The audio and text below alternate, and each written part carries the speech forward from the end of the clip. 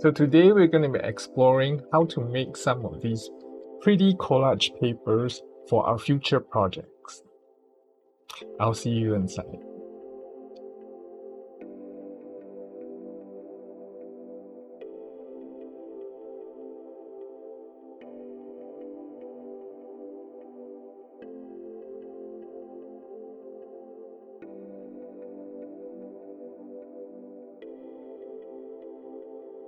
Hello everyone again. So I'm going to show you my current obsessions for the last few weeks. So I made this whole pile of collage paper in a span of the last 2 weeks and a half, something like that. So I've experimented with gel plate printing, and I really didn't like it because I liked the results. I just didn't like the waiting time because I had to make like a whole bunch of paper like within 2 weeks or 2.5 weeks. So it's the drying time that got to me, but I like the results. I mean, look at this. How can you not like this? See, I was experimenting with some stuff and I really liked the results, but it's just the waiting time that got to me. And this was just wiped off from my brushes. Okay, don't really like this one, but love the others, as you can see. And oh yes, I was experimenting with rice paper as well as the cicada paper, which is very translucent. Let me get a sheet to show you. Okay, this is on a sheet of cicada wing paper. It's for calligraphy, but it's really thin and very translucent. You can see how the marks show through. Let me get something more powerful, maybe this color. Yeah, you can see the difference here. Okay, it's really thin. It's like tracing paper basically. I haven't tried tracing paper yet, but I think the effect is probably going to be the same. That's theoretically speaking. Okay, so yeah, I got a few pieces of surprise from my wipe off. This is wipe off from my tongue depressor that I was using to mix colors with. Okay, yeah, and this was like half and half. Like part of it was my brush and the other part was my tongue depressor. Okay, so and these are the whole pile of paper that I made within the last 2.5 weeks of 2 to 3 hours a day and just painting and letting it dry. I actually painted the paper because I thought that it was just too long to wait for the gel plates to dry and too small because I had a 8x10 gel plate 8x10 gel plate, and this was the size. Okay, and it was just a bit small and taking a bit too long, and I don't have space for a really large one, and I don't want to spend that much money on a gel plate that size either because storage is going to be a problem. So anyways, I'm going to show you some of the results, not all of them. Okay, so what you're seeing in front of you is 2 sheets of painted paper using a pastry brush. Okay, and they're easy to clean too. And they come out with this really nice, thin, skinny lines. Okay, and it has sort of a texture to it. Now, actually, this wasn't the first thing I tried. It was the second thing I tried. So I made a whole bunch of them. Okay, and my first batch of paper was actually these blue papers here. Okay, and I did this using this brush. Okay, so basically I was doing the same thing. I was brushing it this way,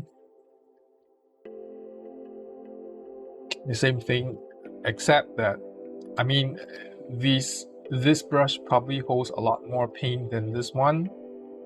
Okay, so I did the same way with this brush as with this brush. The only difference is that on this piece here that you see, I used this same brush, but I did it this way. And I did it very, very lightly. The same way how I do these few pieces.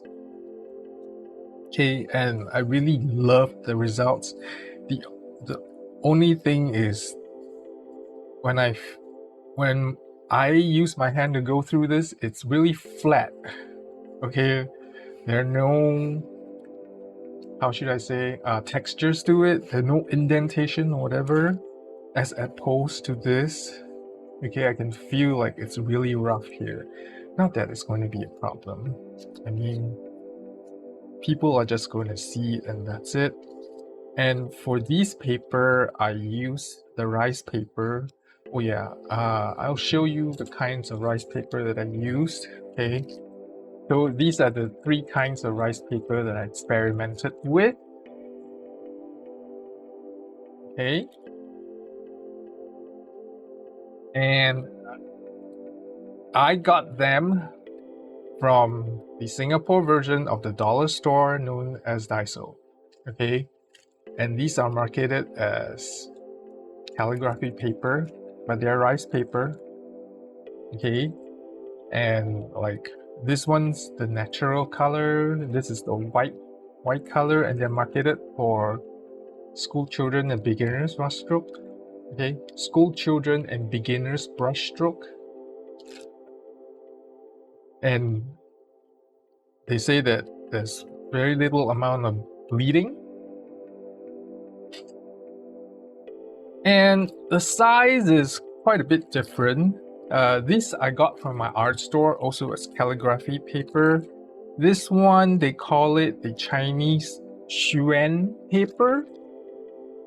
Okay, and this is the size difference. Okay, now let me show you with the comparison a piece of the A4 size paper. This is how different is it. This is definitely way bigger than the A4 size. All right. So what I did was I actually just taped it to a backing and then painted on it, and I had a few of them going at the same time. Okay, so now you notice that I did a few different variations for my upcoming project, which you will get to see eventually on screen, but I haven't made them yet, so you won't see them. And they are gifts for some family and friends.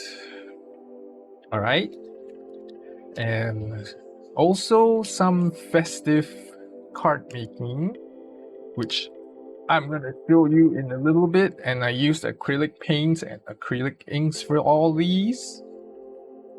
And okay, see, this is the green version and this is the blue version. Some silver on it, and then this is kind of like the bluish gray. I made it intentionally, and you'll notice that I have no marks on any of these papers because these are supposed to be like background paper, and then I put marks on as I go. Okay, and they're very involved. I mean, each of these pieces,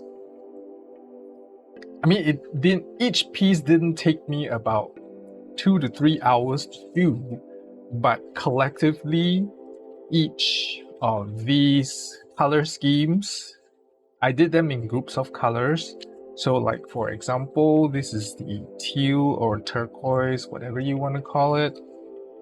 Okay, so this set here took me about 2 to 3 hours to do it.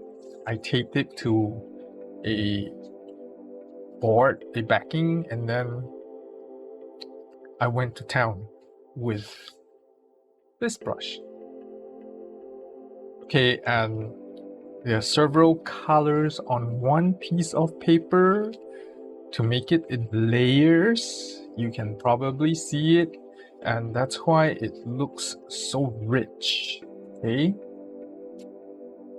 now that I'm talking about it, oh no, this is for, okay, this set of teal is for my personal project for my cousin.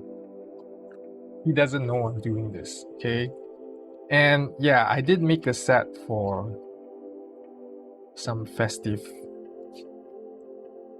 card making, or at least one. And this like for Christmas card making, so I did it with silver, red, okay, this one, and then I have the green ones.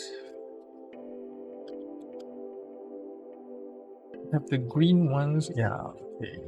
So this whole set here, this whole stack here is for the Christmas project that you will be seeing sometime very, very soon. Okay, I haven't made it yet, so you can't see the finished project. So yeah, and that's why I made it silver and not gold, because I had a certain color scheme that I was going after. And might I add that I'm quite disappointed with some of these paints and plenty surprised with some others. Okay, like for example, this silver, I did it with these inks, this Dahlia and Rowney acrylic inks, and they stand out so much better than this acrylic paint. Okay? And I was so disappointed with this. But in any case, it's not going to matter, because worst case scenario, I can just put a bit of the silver ink on it and call it a day. Okay, so yes, this stack here is going to be for my Christmas project. And then I'll show you the difference again with the gold. You see, with the gold, look, and this is from Liquitex acrylic paint. Gogh, granted they're old paints, but look at the luster. Okay, so those were like the surprise for me. And the luster is pretty consistent with those Liquitex paints. This is from Liquitex as well. This gold is very consistent.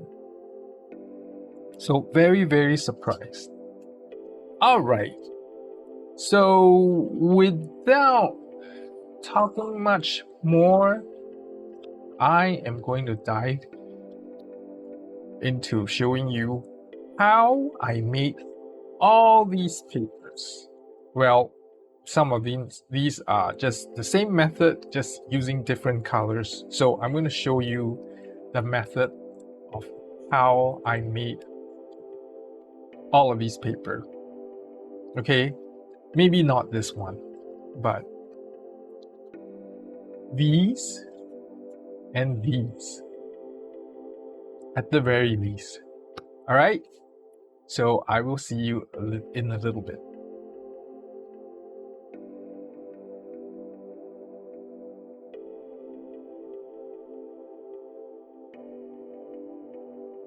So here are all the things that you need to make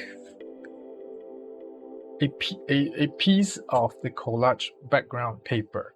Okay, I'll show you another optional thing later, which you may or may not want to use.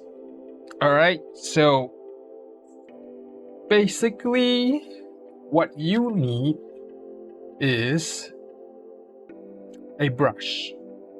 You can use whatever brush you want because it's just basically mark making. Okay, you can use this kind of brush or use a pastry brush or even a broken pastry brush, and that's fine. Okay, because it'll give you different effects like I showed you before. With this brush, you just don't have to dip it into the paints as often, but it comes out really smooth.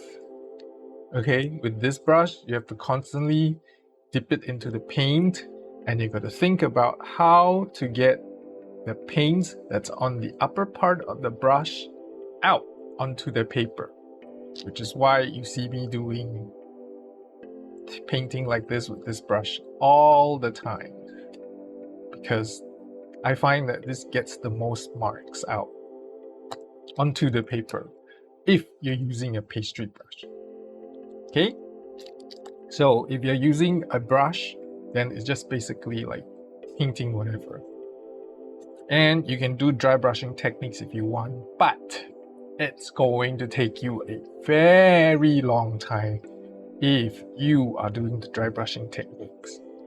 All right, so we've covered the brushes. Now the paints. You can use any kind of acrylic paints. Okay, you can use, what I use are these and these acrylic paints. These are a little more flowy and less heavy bodied like these. Okay, and I use just a little bit of water to thin the paint, and mostly this. Mostly this. I had a bottle and a half of this, and it's all empty now. Okay, I emptied a bottle and a half with the project on making all those collage papers.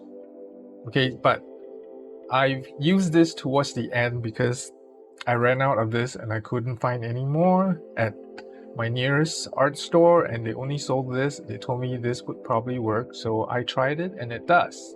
Okay, so either acrylic medium or airbrush medium. I find that airbrush medium is a bit thinner, more like water consistency. Okay, and this is just a smidge thicker. And this, you see this says matte. Okay, it comes in gloss as well. I don't know if they have satin, but definitely gloss and matte. Okay, with airbrush medium, that's just it. Okay, there's no gloss, no matte, no satin finish, whatever.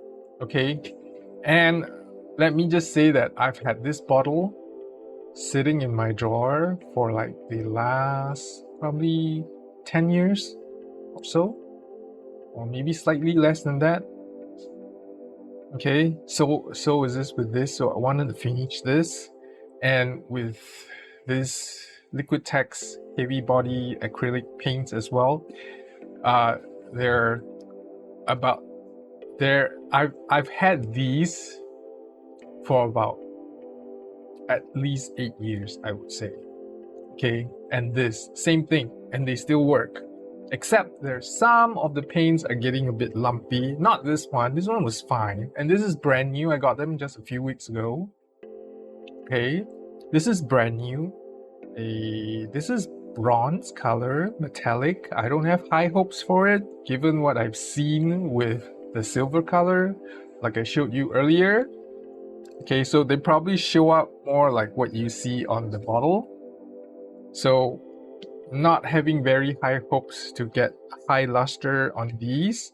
Or you can use the more flowy one, or the high flow acrylics if you want. Or you can use these inks. Okay, these are acrylic inks. These are by Daler and Rowney. I haven't used the gold yet, but the silver is really surprising me. Okay, it's really shiny. Maybe not as much as like having gold foil or silver foil on it, but it is shiny that I've shown you earlier. Okay, so there are many colors. They are about the same price, and these don't need thinning and they dry much faster than the heavy body. Oh, and I don't advise getting acrylic retarder because you want your papers to dry faster, not slower.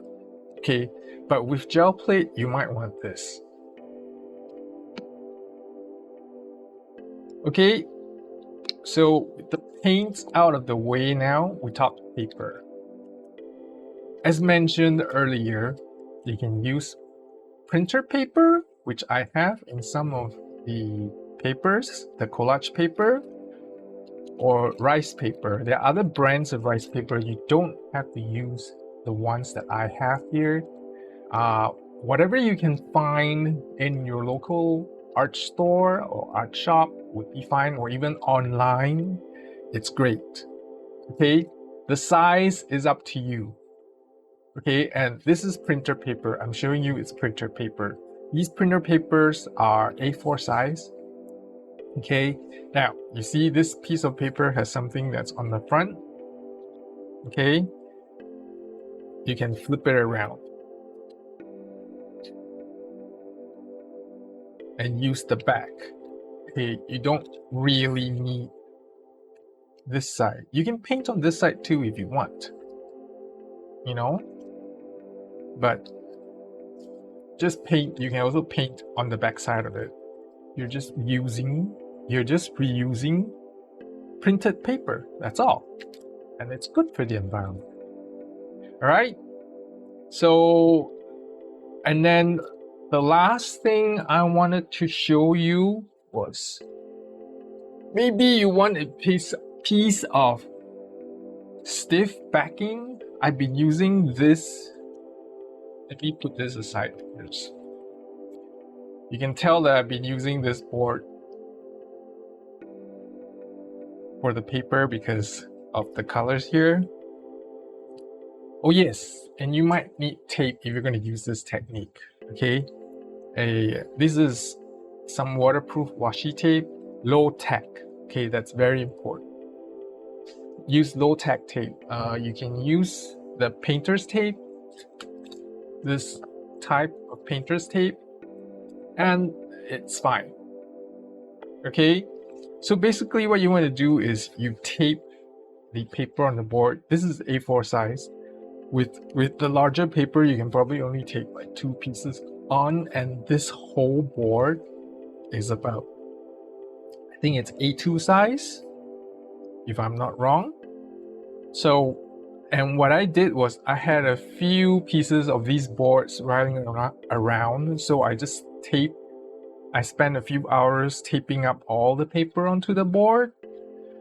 Okay, and then after that, I just paint on the board with these brushes on the paper, not onto the board.